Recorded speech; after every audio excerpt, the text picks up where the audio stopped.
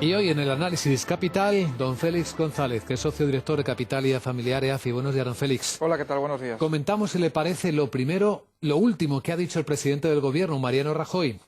Dos cosas, que el Gobierno va a tomar nuevas medidas sobre el sector financiero probablemente este viernes.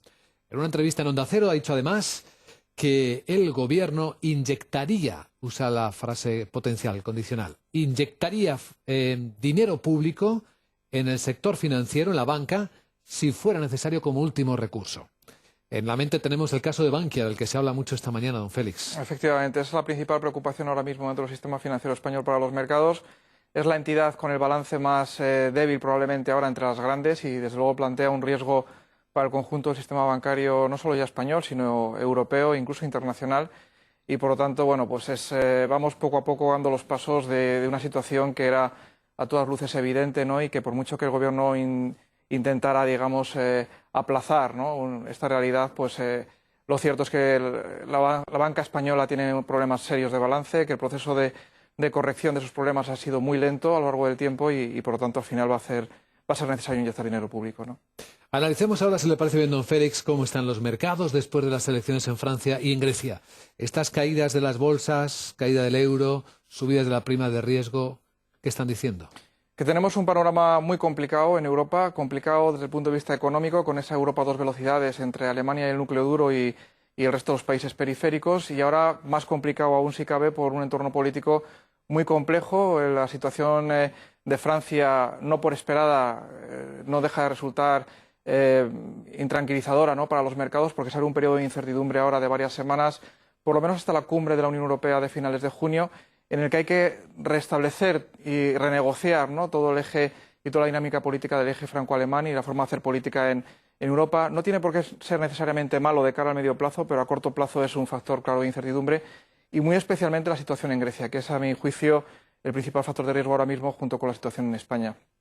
Grecia es un país ahora mismo ingobernable, lo viene siendo de hecho desde hace ya bastantes trimestres, y con el resultado de las elecciones de ayer va a ser muy difícil el tener garantías absolutas de que van a honrar sus compromisos, ¿no?, adquiridos hace solo unas semanas en torno al plan de saneamiento de este país. ¿Esto significa un riesgo real de que Grecia pudiera salir del euro?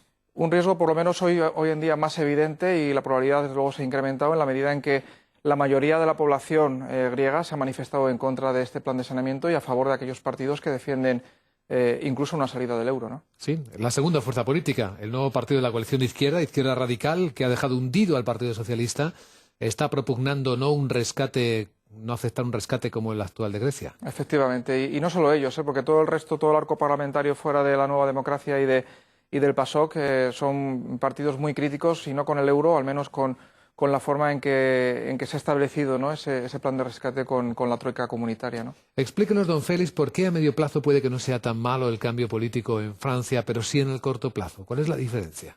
Bien, en el medio plazo, porque una de las cosas que estamos echando en falta ahora mismo en el diseño de la política macroeconómica en Europa y especialmente en la periferia europea son algún tipo de medidas de estímulo al crecimiento. Estamos metidos en una dinámica de ajuste presupuestario que es por naturaleza contractiva, que va en detrimento de los ingresos fiscales, va a favor del aumento del paro y, por lo tanto, en contra de la propia eficiencia de esos planes de ajuste, pero no hay crecimiento, no hay inversión, no hay consumo, ¿no? En la medida en que la victoria de Hollande en Francia pueda servir de equilibrio y con cabeza, obviamente, porque no esperamos una deriva, digamos, a lo Zapatero, ¿no?, en Francia, sino que sea un socialismo con cabeza y suavice, en cierta forma, las tesis, digamos, dogmáticas, ¿no?, y extremas de Merkel, pues podríamos ver una Europa que aplace los compromisos de reducción de déficit público en el tiempo, sin abandonarlos, pero que no olvide, como se está haciendo en estos momentos, pues ciertas políticas de estímulo al crecimiento. Insisto, lo de hacerlo con cabeza, ¿no?, porque no se trata de dar otra vez barra libre a todo el mundo y seguir tirando y dilapidando dinero público sin ningún sentido, como se ha hecho, de hecho, en los últimos años, ¿no? Entre otras cuestiones porque no hay dinero público ya, ¿no? Efectivamente, bueno, se podría estudiar fórmulas de financiación conjunta, volvería probablemente a hablarse en las próximas semanas de la emisión de eurobonos, a lo mejor se presiona también al Banco Central Europeo para que abra un poquito la mano, ¿no?, y utilice se acerque a una política similar a la utilizada por la Reserva Federal años atrás. Pero bueno, de momento, y volviendo a la pregunta, en el corto plazo todos son dudas. Es decir, cómo se va a gestionar, ¿no?, ese nuevo entendimiento si finalmente se produce como esperamos entre Alemania y Francia. Porque hay castigo ciudadano a la política de austeridad en Francia, en Grecia, y puede que también en Alemania haya habido cierto castigo para Angela Merkel, pero quizá en la dirección contraria.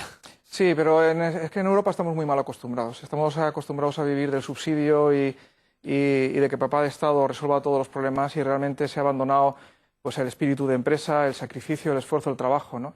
Y eso, de una forma u otra, con los socialistas en Francia o sin ellos, tendrá que cambiar a la fuerza con el tiempo, ¿no? Y ir a una economía mucho más productiva, más eficiente, y donde realmente pues a los empresarios se les considere como lo que son casi en estos días héroes, ¿no? Y no villanos, ¿no?